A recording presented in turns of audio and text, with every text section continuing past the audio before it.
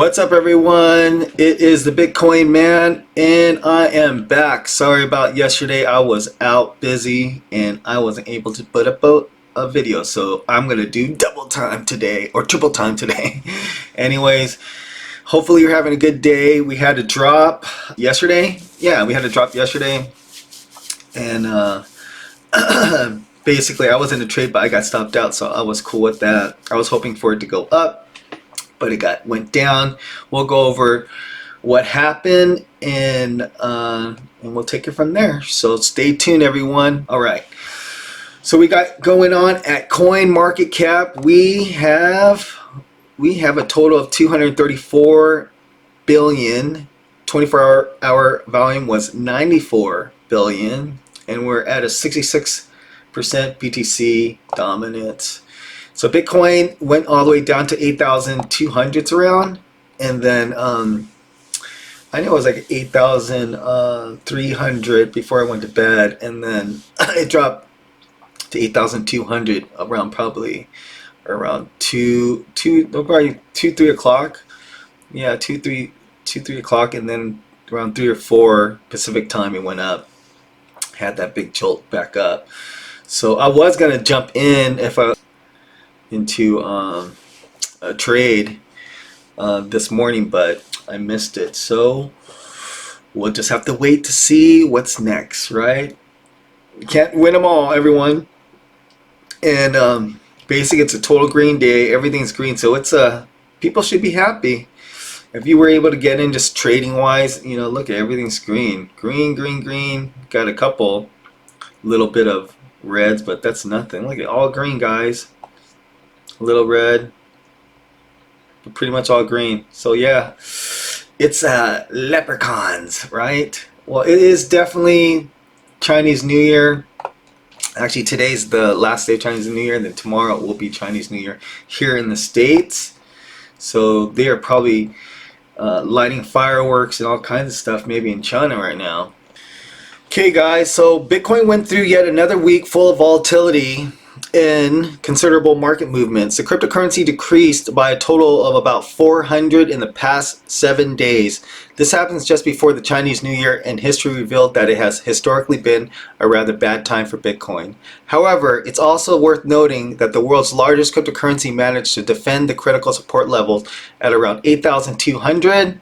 We go right here, boom, 8,200 and 8,300, and bounce back from there. As such, it appears technically healthy, and the correction from 8,900 at the beginning of the week might have been a healthy one. Okay, so on this chart right here, I got a fib pulled from bottom to top, and we pretty much right here, when we were dumping, we dumped right to the top of the 0.65 or 65 fib, and that's where we bounced back up. So on this next chart that I got, so I'm looking right now on Ichimoku Cumulus indicator, and I'm seeing where the resistance and the support is within the cloud. And right now, you know, we're this is on a 1 hour, and we're pretty much like in the red cloud. So we have some serious resistance right here, and let me look at the different time spans right here. Let me look at different time spans right here, and this is like the 2 hour. I mean, there's major reddish right here, guys, so it's gonna be really hard to break through this, as you can see. So I definitely feel that, you know, we're going to be trading within this range right here, and we could have a fall. I mean, there's going to be a lot of people that's going to basically be saying like, hey, you know, we're going to be, you know, going to the moon right now, but I have a really strong feeling, especially with this chart right here. This is the Ichimoku Cumulus indicator that I have, and this is on the 3 week. And you can see right here where, you know, the cloud's always like pretty much traveling, you know, below it going up. And now we're basically, the red is, this is all red, and we're trading in this one area right here, this bluish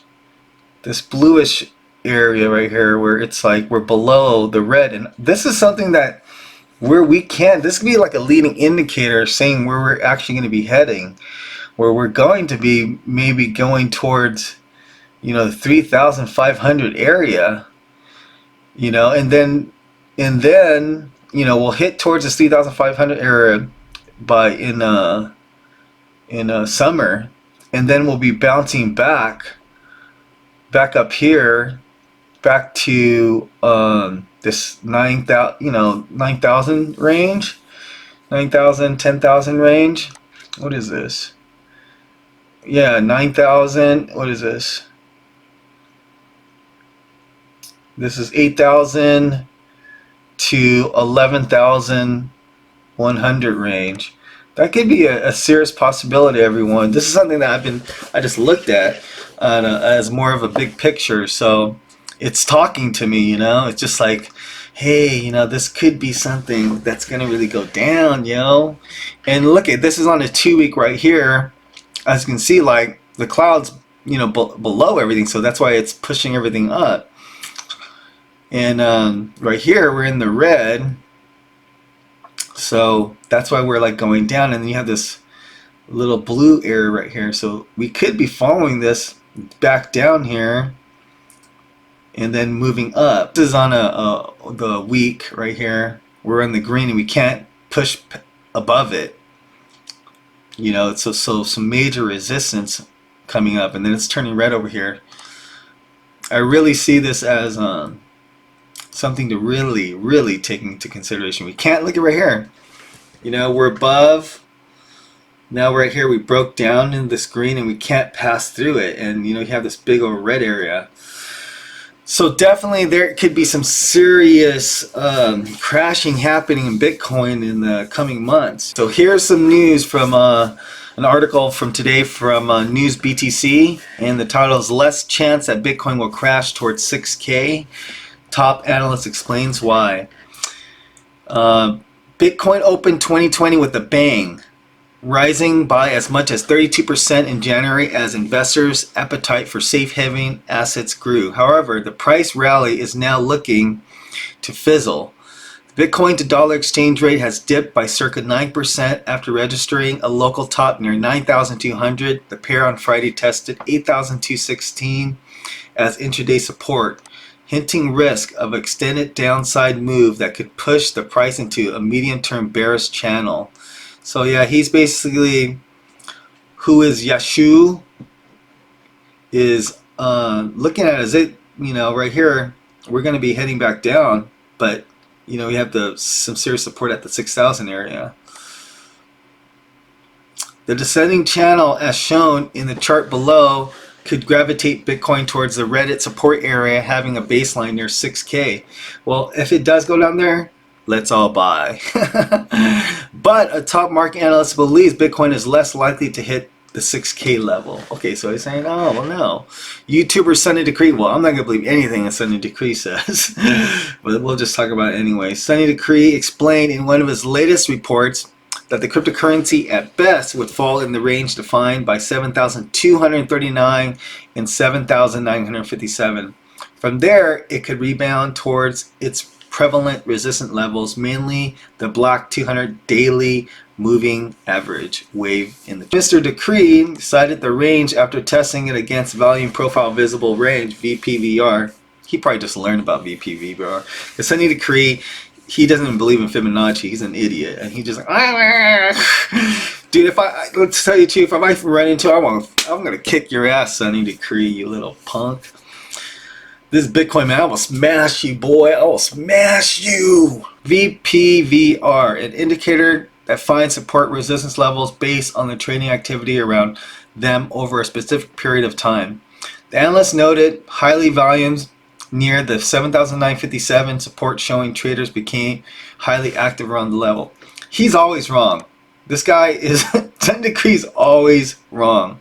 So he has no idea what he's talking about. He's not really an analyst. He's just like, figuring things out. He's flowing. He's a tourist, baby. Bitcoin tourists. Similarly, the 7,239 support showed slightly lesser but yet a higher trade activity, allowing Mr. Decree to rule their area between it and 7,957 a potential pullback range. I would personally strongly that Bitcoin is going to bounce somewhere between the said levels to the upside. He said, adding that it could push the price towards 10,500. I don't believe in Fibonacci. I don't believe in sucker. The prediction left a lot of burden on VPVR to prove itself as a reliable tool. A quick search across TradingView showed that many leading traders have used the proprietary indicator to predict support resistance based on high and low volume zones nodes. And here is another portion of the article where it's more on a bearish side, and this is by Hagen. I mean, I've been following Hagen. I have a lot more respect for Hagen because he definitely pulls out all his tools out of his toolbox. You know what I mean? So he's bearish, and I'm pretty much kind of seeing that too. Fractal analysts have a different, but hey, if it goes up, you know, I'm bullish. I'm totally bullish, okay? But if it's a bear, if it's bearish, hey, I'm bearish.